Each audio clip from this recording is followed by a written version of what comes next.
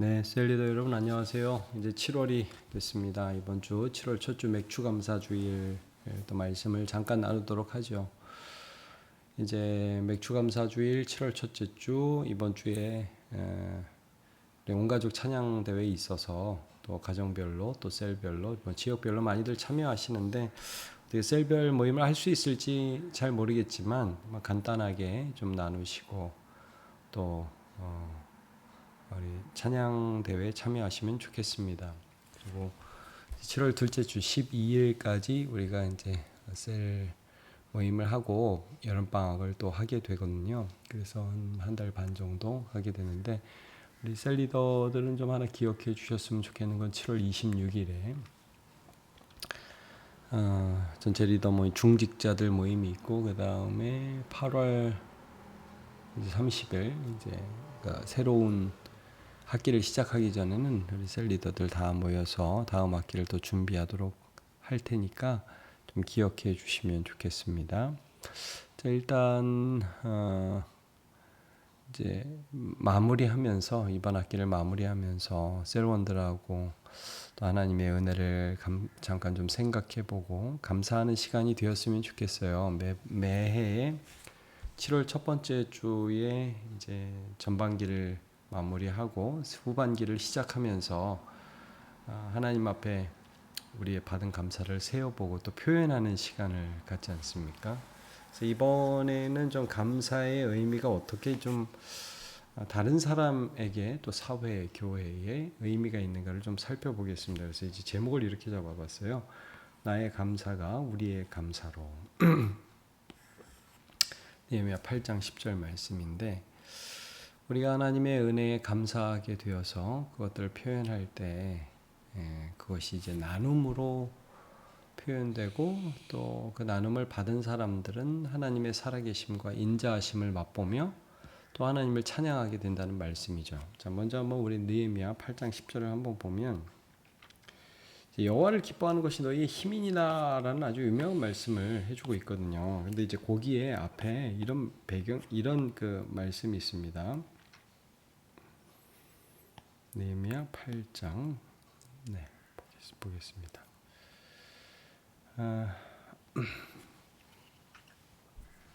여기 보시면 10절이죠. 느헤미야가 또 그들에게 이르기를 너희는 가서 살진 것을 먹고 단 것을 마시되 준비하지 못한 자에게는 나누어 주라. 이게 나눔을 말씀해요. 이 날은 우리 주의 성일이니 근심하지 말라. 여호와로 인하여 기뻐하는 것이 너희의 힘이니라. 기쁨이 나눔으로 이어지니까 감사와 기쁨이 나눔으로 이어지는 그런 부분을 말씀하고 있는데 사실 이것이 그 좀 더 보면 이제 그 맥추절의 의미이기도 해요. 이제 신명기 16장을 여러분 좀 보시면 좋겠는데, 자 신명기 16장 9절에서 11절을 보면요, 여기 이제 7주를 셀지니 곡식의 낫을 대는 첫날부터 7주를 세라. 그러니까 7주를 세라는 게 7일을 7하니까 77이잖아요. 77절 혹은 오순절 다 똑같은데 이 6월절 지난 다음에 이 50일 정도의 시간이 지난 다음에 하나님 앞에 하나님이 부어주신 그 추수에 대한 감사절을 지키라는 거죠. 그게 77절 오순절이에요. 이게 이제 신약적으로 보면 사실 교회라는 예수 그리스도의 첫 열매를 통해서 교회가 추수되는 그런 의미도 있어요. 근데 오늘은 이제 그 의미보다는 이 7주를 세워서 하나님 앞에 77절 지키면서 이것이 이 사회, 이스라엘 사회에 어떤 영향을 끼쳤는가를 보는 거죠. 내 하나님 여호와께서 내게 복을 주신 대로 내 힘을 헤아려 자원하는 예물을 드려라. 하나님 앞에 예물을 드리면 너와 내 자녀와 노비와 내 성중에 있는 레위인과 및 너희 중에 있는 객과 고아와 과부가 함께 내 하나님 여호와께서 자기 이름을 두시려고 택하신 곳에서 내 하나님 여호와 앞에서 즐거워할지라. 네. 하나님 앞에서 이렇게 많이 주셨어요 하면서 기뻐하라는 거죠. 이 기쁨이 있어요. 근데 그 기쁨을 누구와 함께 나누라고 여기 말씀하냐면 내 성중에 있는 그 이제 너와 내 자녀와 노비, 그 다음에 레위인은 이제 종교 그러니까 제사를 담당하는 자기의 생업을 따로 가지지 않는 전임 사역자를 말하는 거죠. 그 다음에 너희 중에 있는 그 떠돌이 어떤 나그네들, 고아, 과부, 사회적 약자들과 함께 하나님 앞에서 이렇게 복을 주셨다고 함께 즐거워해라. 이게 이스라엘 사회의 아주 중요한 원칙이었습니다. 너네도 종이었잖아. 그렇게 말씀하면서 또 다른 사람들에게 기쁨을 선물해라. 자, 우리가 좀 전에 봤지만 그 느헤미야서에서도 보면 준비하지 못한 자에게 나누어 주어서 여호와로 인하여 기뻐하는 그 기쁨들이 더 커지게 해라라고 명령을 하고 있는 것을 보게 되는데요. 이게 이제 7.1절 우리말로 하면 맥주감사절의 어떤 그런 정신이라는 것을 우리가 알 수 있습니다. 하나님 주신 은혜를 기억하고 감사하고 그것을 표현하고 나누었을 때 또 그들에게 또 다른 감사가 일어난다는 것을 말씀해 주고 있죠. 이 느헤미야서는 사실 좀 이런 배경이 있는 거예요. 느헤미야는 원래 페르시아의 왕의 술 맡은 관원장이었는데 이제 고국의 백성들이 귀환을 한 상태에서 굉장히 어렵게 살아가고 특별히 성벽이 건축되지 못한다는 소식을 듣고 굉장히 마음 아파하면서 기도하면서 고국에 돌아가게 되죠. 근데 고국에 돌아간 후에 정말 많은 대적의 방해가 있었지만 하나님의 특별한 은혜로 52일 만에 성벽을 건축하게 됩니다. 그리고 이 성벽을 건축하고 나서 이 지금 느헤미야 8장이 다 모여가지고 이 성도들이 이제 이스라엘 백성들이 하나님 앞에 말씀 듣고 집회하는 거예요. 우리로 하면 뭐 성문 기공 예배 뭐 이런 거겠죠. 성벽 기공 예배, 성벽을 다 지었으니까 고대 사회에서는 이 성벽이라는 것이 그 성 안에 있는 사람들의 안전과 또 어떤 그 위상들 이런 것들을 책임지는 아주 중요한 부분이었거든요. 근데 이게 기적적으로 52일 만에 완성이 됩니다. 그러면서 이제 이 사람들이 에스라를 통해서 하나님 말씀을 들으면서 일본 율법책을 낭독하고 그 뜻을 해석하여 백성에게 그 낭독하는 걸 다 깨달으니까 말씀을 듣고 울었다.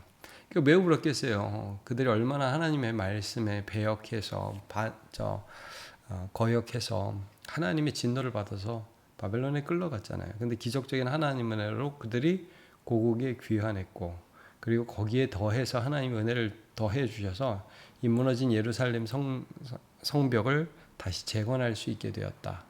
그게 이제 그들에게 감동이 된 거죠.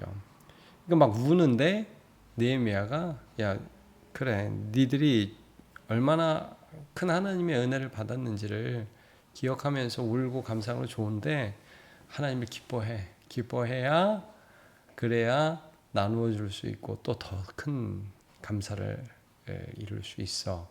그러니까 여러분 교회 공동체는 기쁨의 공동체. 근데 기쁨이 우리만을 향하지 않고 세상을 향하여 이게 흘러가는 거죠. 그러면서 세상 사람들도 하나님 살아계시네 라고 느끼게 하는 그런 공동체가 바로 교회라는 거예요. 그러니까 우리 교회도 이제 이번에도 그 맥주감사절에 이제 선교사님 위해서 200만 원 또 드리잖아요. 이 아이국에서 사역하는 홍슈부 선교사님 다음 주에 수요일에 우리 교회 또 와서 말씀 전하세요.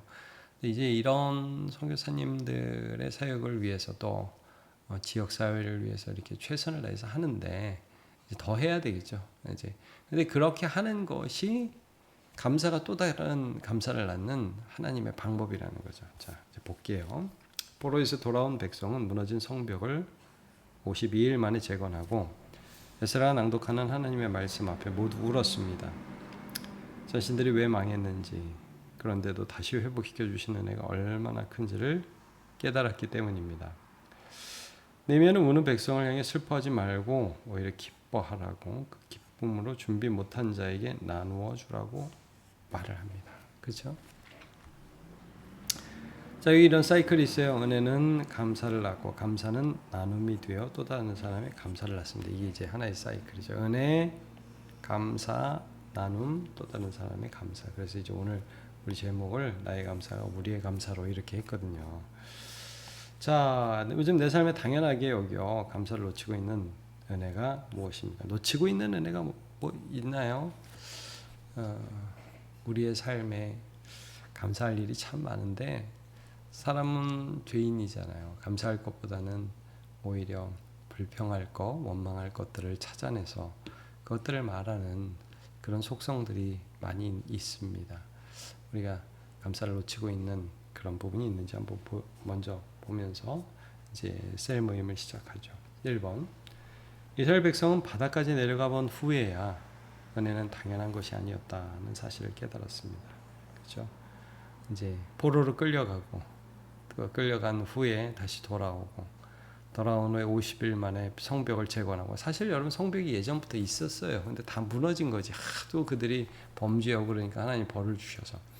근데 이게 한번 잃어보고 다시 얻어보니까 이게 은혜였구나, 이런 걸 아는 거예요. 여러분이 건강 같은 것도 한번 잃고 다시 얻으면 되게 조심해요. 그러니까 이제 이런 일들이 있는 거죠. 은혜는 당연한 게 아니구나. 우리 가족이 이렇게 함께 식사할 수 있는 거, 우리가 교회가 함께 모여서 이렇게 하나님을 찬양할 수 있는 거, 이게 행복이구나. 자, 최근 내 안에 감사가 회복되거나 반대로 무너져 있던 순간은 어떤 모습이었습니까? 네, 그래서 우리의 삶을 좀 먼저 나눠보죠.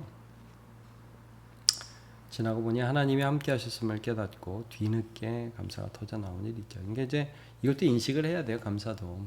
그러니까 우리가 의도적으로 감사할 필요가 있죠. 감사합니다. 그리고 이제 깨닫게 하나님이 하시면 그때 감사하면 될 것 같습니다. 잘 풀릴 때는 내 힘인 줄 알고 어려울 때만 하나님 나를 발견했다. 많이 그러죠. 이게 내가 잘해서 그런 것인 줄 우리가 착각할 때가 많이 있습니다. 근데 이제 이런 감사를 발견하기 위해서 우리가 이제 그래서 기도하는 거, 예배하는 거, 말씀 앞에 서는 거, 이제 이런 것들이 우리 중요한 전제가 됩니다. 자, 당연히 누리던 일상, 가족, 건강, 일용할 양식이 사실 큰 애였음을 새삼 느꼈다. 이럴 수 있죠.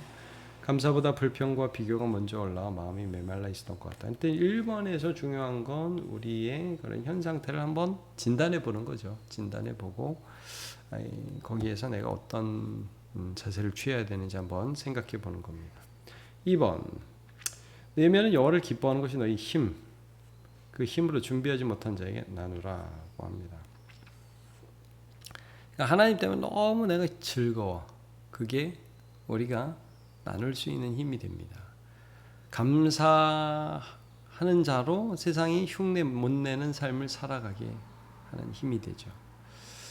이번 한 주 받은 은혜를 누구에게 어떻게 흘려보내시겠습니까? 자, 1번. 마음에 떠오르는 어려운 이웃 지체에게 먼저 연락하고 작은 것이라도 나누겠다.